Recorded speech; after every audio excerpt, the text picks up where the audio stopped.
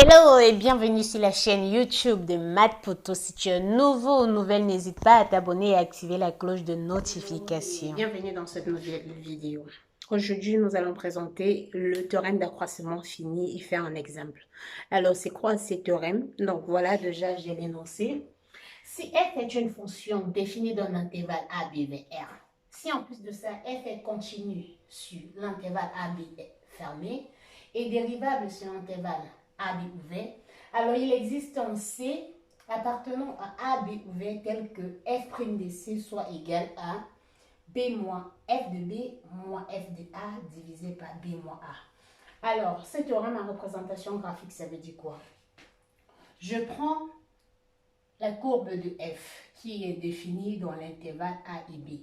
Il y a f de A qui est donné par là, on a le point A. Il y a f de B qui est donné par là, on a le point B. Alors, on dit qu'il existe un C tel que la tangente à la courbe de f en ce point-là soit parallèle à la corde formée par le point A et le point B. C'est ça le théorème des accroissements. Alors, pour l'exercice d'application, nous allons montrer que quel que soit x strictement supérieur à 0, 0 est strictement inférieur à A tangente de x strictement inférieur à x. Alors, la première des choses à faire, c'est de de trouver la fonction f de x. Posons f de x égale A tangente de x. Deuxièmement, il faut trouver l'intervalle. Je pose l'intervalle A x égale à 0 grand x. Donc, je peux poser là. Donc, x égale 0 à x fermé. Alors, premièrement, la fonction A tangente de x est continue sur R. Donc, f est continue sur R. Ce qui est en train donc que c'est continu sur 0, x. Deuxièmement, la fonction f est dérivable sur 0, x. Et sa dérivée est donnée par f' de x égale à A tangente de x'. Cette dérivée égale à x' au numérateur qui donne 1, x' égale à 1 divisé par 1 plus x carré. Donc f' de x égale 1 plus x carré.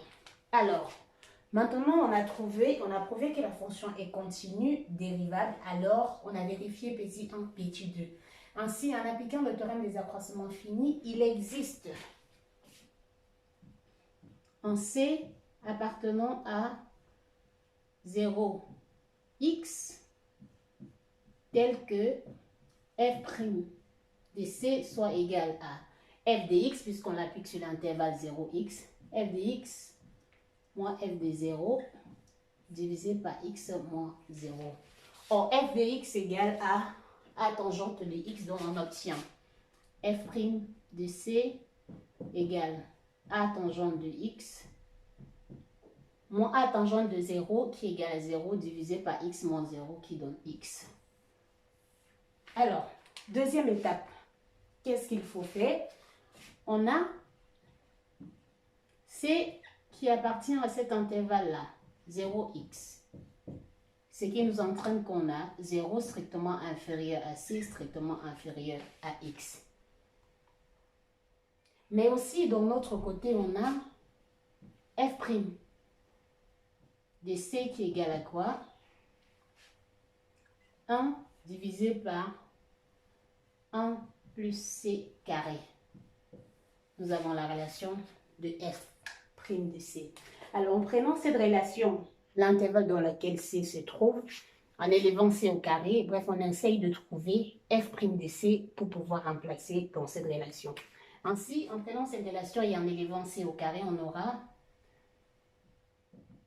0 inférieur à C au carré, inférieur à x au carré. Si on ajoute 1, pour avoir cette relation, on a 1 qui est inférieur à c carré plus 1, inférieur à x carré plus 1. Et si on inverse, les inégalités changent de sens.